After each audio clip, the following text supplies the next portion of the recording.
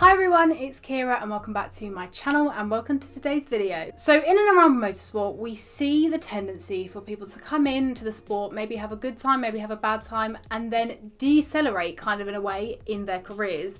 They will just go downhill and then they will leave the sport or they will go and do another series or something like that. However, there are some occasions where whether through their own money, whether through their own attitude, whether through their driving abilities, these drivers can redeem their careers so they can go through a really rough patch and come out on top of it. And that is exactly what today's video is all about. I have teamed up with Josh Revel on this video and we are going to be talking you through 5 drivers who have redeemed their careers. So before I get into the video, if you do enjoy it, please give it a big thumbs up and do not forget to subscribe to my channel down below. But yeah, let's just get started. Okay, so the first person I'm going to talk about is probably one that's most been in the spotlight in the last couple of years, and that is Pierre Gasly's Formula 1 story.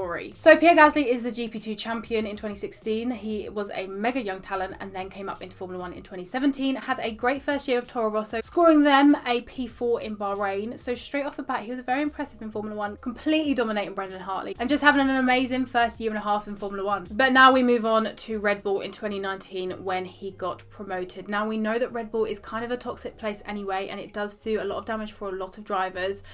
And that proved it for Pierre Gasly. He went up to Red Bull in 2018 and just had the worst time. It started straight away from pre-season testing when he was crashing out. I think he crashed like 2 or 3 times in pre-season testing, and that just kind of set up his whole half a year. In the half the year that he done as Max Verstappen's teammate, he only scored 63 points, whereas Max scored 181. He was just absolutely nowhere near. His qualifying pace was 0.8 seconds off Max Verstappen's on average. It was just absolutely diabolical, and you could see from him in the media pen, whether being interviewed somewhere, it doesn't matter where he was, just around the paddock, he was just broken. He was a broken man. I didn't even think we saw him smile once. It was just awful, and he just couldn't hold it anymore. Despite Christian Horner saying that he would not swap the drivers halfway through the season, he swapped them, and for the Spa Grand Prix moving onwards, he drove for Toro Rosso, and this is where it turned itself around. He had such an amazing back end of the 2019 season with Toro Rosso. He felt much more at home there, and I feel like the car suited him a lot better. In the last 7 races, he scored 32 points and completely outdominated Danny Kvyat, as he did in 2020. I don't even know how to move on to 2020. Like, we know how good Pierre Gasly has been this year. He has been incredible. He came 10th in the championship with 75 points this year, and obviously his win in Monza, which was just incredible. I've never seen somebody just be so confident in a car, and just to see how much a year, not even a year, because he was like this at the back end of Toro Rosso, to see someone completely turn their career around like this when it could have been over. Like, he could have been dropped completely from Red Bull and out of Formula 1 last year in the summer, but to see him completely turn his career around and know that he does have a seat for 2021 alongside Yuki Tsunoda and AlphaTauri is just amazing. So Pierre Gasly has completely turned his career around, and I'm just so proud of him. But next, let's go on to the 2 drivers that Josh Revel has picked. So there have been quite a few numbskulls over the years that have ruined their racing careers and then resurrected them through whatever means. But 2 that I'm going to talk about today is Dan Tictum and Santino Ferrucci. Now, I know what your reaction would most likely be toward these 2 cats, but hear me out please. We'll start off with the COD-playing, Red Bull seat-losing, hair-dyeing Brit known as Dan Tictum. This dude's career was turbulent, so to speak, with several issues including ramming people under safety car to questionable comments in the media. But he was nonetheless fast, and this is backed up with a mountain of accolades, including 2 Macau Grand Prix wins. However, it all came crashing down in 2019 when he was dropped from the Red Bull program due to lack of performance or attitude or I don't know, whatever. This was a low point in his career, and that is saying something given what happened earlier on in his career when he was given a ban after taking out Ricky Collard under safety car conditions. But since that time, he's picked himself off the ground and produced some really good performances in Formula 2, taking victories at Silverstone and Monza before that result was yeeted away due to reasons, but he's made his presence felt throughout the entire year, with the occasional crash, which prompts them keyboard warriors. Nonetheless, Tictum seems to be on his way to redemption, and with Williams under his wing, the future looks bright for him. And now we must move on to Santino Ferrucci. Okay. So Santino Ferrucci is an American driver who currently competes in IndyCar, although prior to this, his ambitions lay in the world of Formula 1. And you know what? I'll give him his due credit here. He ain't a bad driver. The rest of him, however, nonetheless, he still produced wins in multiple series from British F3 to the Toyota Racing Series. And for a while, he was signed up with Haas as a development driver alongside Arjun Maini. But then came the British round of the 2018 Formula 2 season. After the sprint race, Ferrucci was a little bit peeved at Maini for whatever reason, and decided the best course of action was to ram him after the race because, hey, why not? He was also found driving around the paddock while on his phone, he didn't pay the team, he tried plastering political slogans over the car, allegedly made racist remarks to the Mainis. He was just a pest, and thus Trident made the conscious decision to send the Ferrucci's packing. Since leaving Europe, however, Ferrucci has made a name for himself on the IndyCar scene. Is he a sane human being as of late? That's debatable. Is he performing well in IndyCar? Well, given the team that he's with, he is proving himself to be quite competent in the field. With a particularly good performance at the 2020 Indianapolis 500, he's certainly redeemed himself somewhat following what happened in Europe. And the likelihood is that his first win is just on the horizon, and a championship is not exactly out of the question for the future. Okay, so the next driver I'm going to be talking about is somebody that you may question a little bit, but it is Sergio Perez. Now, a lot of people may be thinking, well, when did he ever dip? But I think a lot of you may be understanding my reasoning when I say this, and you may also have felt this way. So, Sergio Perez, we know he's a very fast driver, but let's go back to 2017, 2018, when he was partnering Esteban Ocon at Force India. Now, Sergio Perez was one of my favourite drivers when I got into Formula 1 back in 2014, 2015. He was one of my favourites alongside Lewis and whoever else I liked at the time, Jenson Button. He was one of my favourite drivers. I don't know what it was about him. I just really liked him.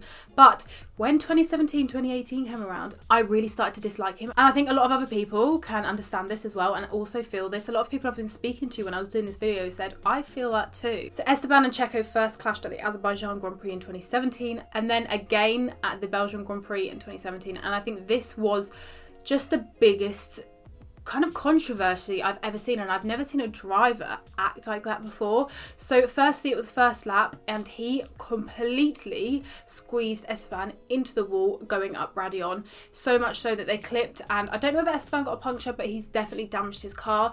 It's just so scary because when you come out of La Source going up to Radion, we know how fast it is up there. For Perez to squeeze him like that, I was really shocked when I watched it. But not only that, he'd done it twice. He'd done it twice in that race, okay? He squeezed him again in exactly the same place.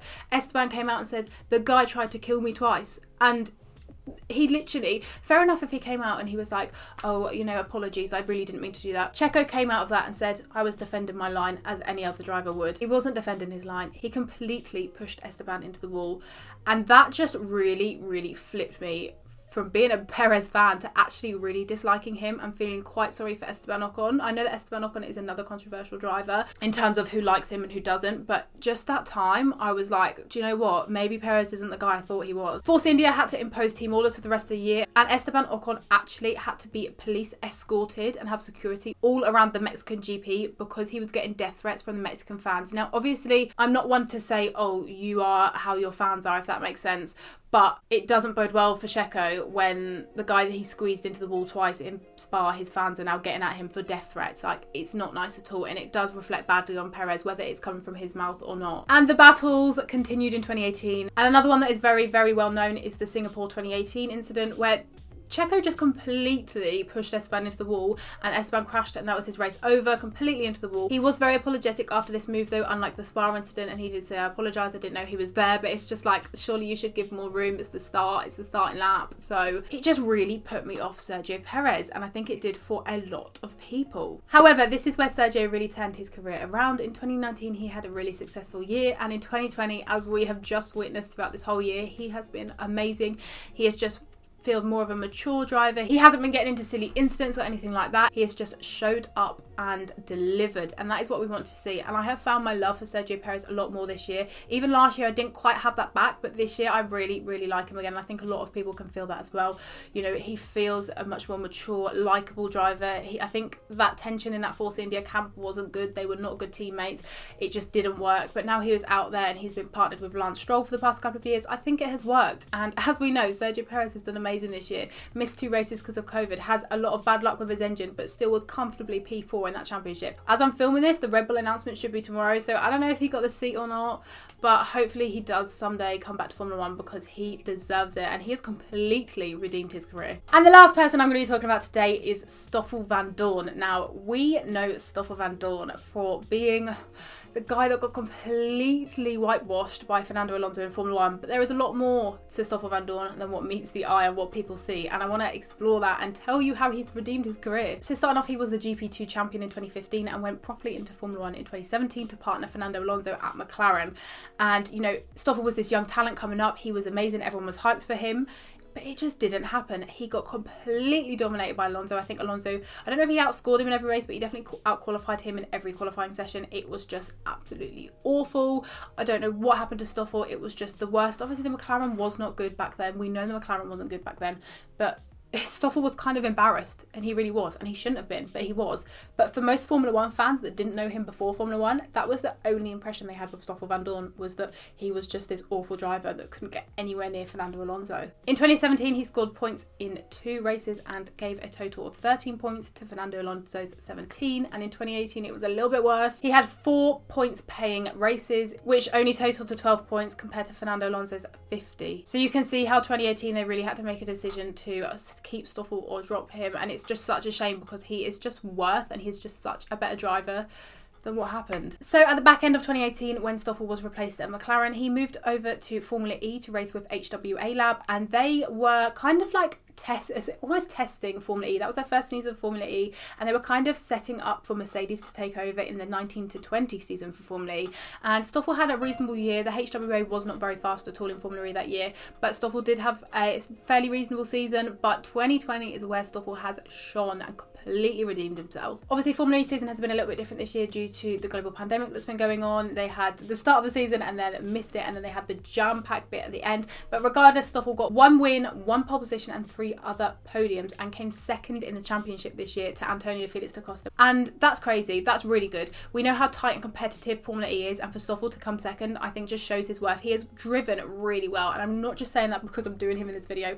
He has driven so well. There's a lot of drivers in Formula E that are very bulky, they make really kind of harsh moves. You think, oh, I wouldn't do that. They don't care where they send it, but not in a good way. It's not like a Max Verstappen, I'll send it, or a Daniel Ricciardo, I'll send it. It's like, you shouldn't have sent it. But Stoffel just doesn't. He just seems like such a complete driver in that Mercedes for Formula E.